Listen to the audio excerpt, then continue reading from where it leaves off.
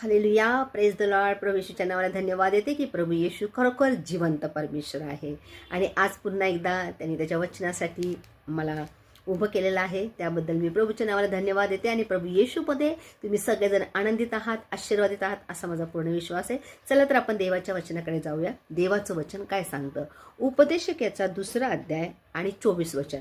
उपदेशक जुना करार याचा 2रा अध्याय आणि 24 वचन.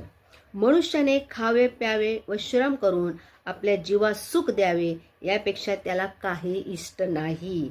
हे देवाच्या हातून मिळते असे माझ्या ध्यानात आले आहे, कारण त्याच्या प्रसादा वाचून खाणे पिणे व सुख भोगणे ही कोणास प्राप्त होत नाही. जो देवाच्या दृष्टीने चांगला त्यास तो बुद्धी ज्ञान व सुख ही देतो आणि धन मिळून साठवण्याचे कष्ट देव पाप्यास लावतो. अशासाठी की तो देवाच्या दृष्टीने चांगला आहे त्यास ते द्यावे, हाही व्यर्थ वायफळ उद्योग होय.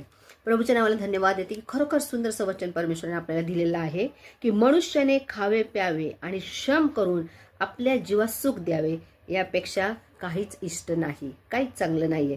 त्याने खावं प्यावं आणि श्रम करावं, आपल्या जीवाला सुख द्यावं याच्यापेक्षा त्याला काहीच इष्ट नाही आहे.